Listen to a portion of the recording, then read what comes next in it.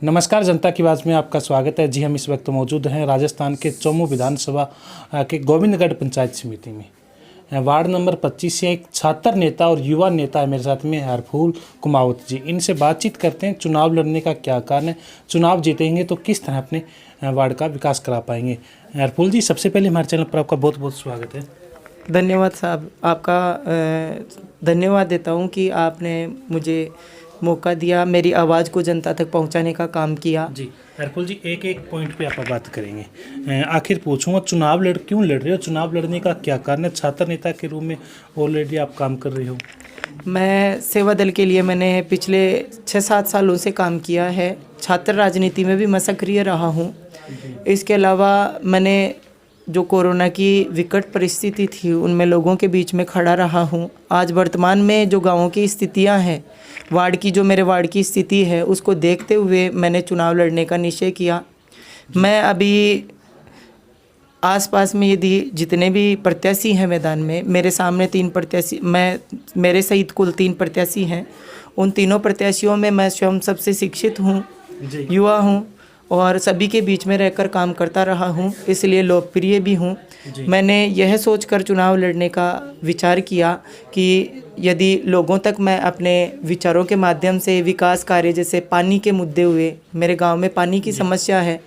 पिछले कुछ वर्षों से 4-5 सालों से मेरे पास में टंकी बनी हुई है, लेकिन वो अभी वर्तमान समय में बंद पड़ी है। तो लोगों की यह मांग थी कि आप चुनाव लड़ें और आपकी आवाज़, हमारी आवाज़ मिलकर आप ऊपर तक हमारी आवाज़ पहुंचाएं। जी सर, पहला मेरा पॉइंट है शिक्षा के प्रति। आप शिक्षित, सबसे ज़्यादा शिक्षित हो तीनों उम्मीदवारों में से, तो शिक्षा के प्रति आप क्या काम करोगे। मैं अध्यापन कार्य भी करवाता हूँ। मैं विद्यालयों में पढ़ाने जाता हूँ तो मेरे सामने बहुत सारी समस्याएं निकल कर आती हैं। बालिका शिक्षा पर लोग बहुत कम ध्यान देते हैं। गाँव में 10वीं कक्षा 12वीं कक्षा पढ़ाने के बाद में लोग बालिकाओं को शिक्षा से दूर करते हैं। तो मैं उन्हें जागरूक करूँगा कि आप शिक्षा के प्रति उन सभी बालिकाओं को जोड़ें। दूसरा, जो होनहार प्रतिभाएं हमारे आसपास में हैं, उन्हें मैं निखारने के लिए उन्हें बार बार, पहले भी मैं बहुत बार विद्यालयों में सम्मानित करने का कार्यक्रम रख चुका हूं और आगे भी उन प्रतिभाओं को आगे निकालने के लिए मैं शिक्षा के क्षेत्र में उन्हें सम्मानित करके आगे निकालने का प्रयास करता रहूँगा। आज का जो युवा, पहले पंजाब में ज़्यादा था नशा, अब धीरे धीरे राजस्थान, हरियाणा सारे एरिया को कवर कर रहा है। तो नशे को रोकने के लिए युवाओं को खेलों के प्रति किस प्रकार जोड़ोगे आप।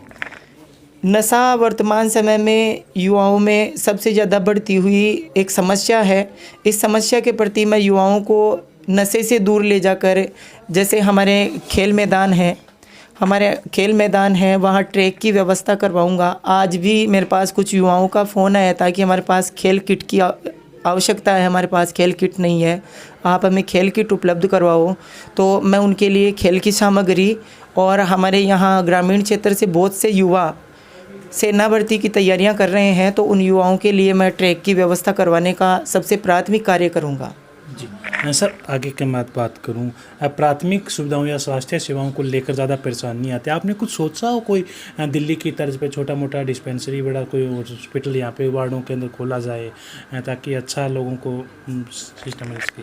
वर्तमान समय में हमारे यहाँ पर एक पीएससी कार्यरत है, तो मैं इस मांग को युवाओं के साथ मिलकर उठाऊंगा और सभी के सामने रखूंगा कि जो वर्तमान समय में राजस्थान में हमारी सरकार है, सरकार के सामने मैं ये मांग लेकर जाऊंगा कि हमारा जो हॉस्पिटल है उसमें अच्छी सुविधाएं उपलब्ध हो सके, जांच संबंधित सुविधाएं उपलब्ध हो सके। अभी वर्तमान में कोरोना का दौर चल रहा है, तो जो लोगों में पहले वैक्सीनेशन का काम शुरू हुआ, लेकिन कुछ जागरूकता न होने के कारण लोग वैक्सीनेशन नहीं करवा सके।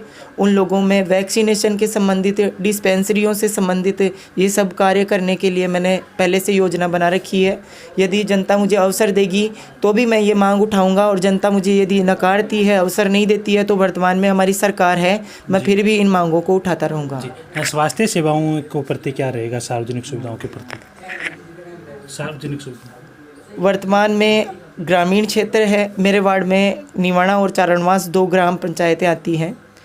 पूर्ण ग्राम तो निवाणा है, आधा पंचायत चारणवास का क्षेत्र आता है। तो ग्रामीण क्षेत्र के जो लोग हैं वो अशिक्षा के अभाव में और अशिक्षा समझे या निर्धनता के अभाव में शौचालय वगैरह की व्यवस्था नहीं है। तो मैं इस मुद्दे को भी जनता के सामने उठाऊंगा और सभी घरों में अनिवार्य रूप से मैं सर्वे करवाऊंगा मेरी टीम को लेकर, और शौचालयों की व्यवस्था के लिए मैं आगे बात रखूंगा। जी, आप किस तरह मुकाबला कर पाओगे? एक तरफ बीजेपी आपके सामने जो प्रचार कर रहे हैं, अच्छी उम्र के वो आपके सामने कैंडिडेट हैं। मेरे सामने एक निर्दलीय प्रत्याशी है जो मेरा हम उम्र है, लेकिन शिक्षा के क्षेत्र में मैं सबसे शिक्षित उम्मीदवार हूँ। मैंने BSTC और B.Ed MA कर रखा है, पोस्ट ग्रेजुएट हूँ।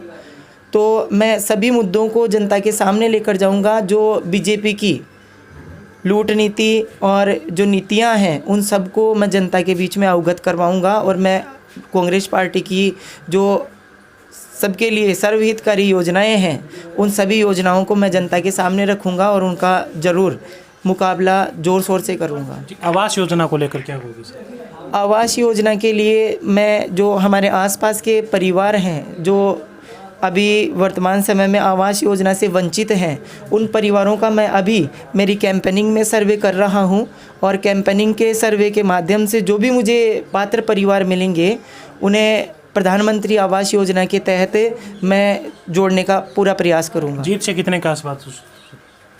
मुझे मेरी जीत के जो मेरे कर्णधार हैं, मेरी टीम है, उस पे मुझे मेरा पूरा आश्वासन है, मेरी पूरी ताकत वही है, और मैं आपको आश्वस्त कर सकता हूँ, सभी लोगों को आश्वस्त कर सकता हूँ कि मैं जीत के बहुत आगे हूँ, जीत से बहुत आगे हूँ। आज वर्तमान की स्थिति में तीनों प्रत्याशियों में मैं सबसे अधिक मतों से चुनाव जीत रहा हूँ। जी, धन्यवाद सर बातचीत करने के लिए, शुक्रिया। धन्यवाद आप सभी का।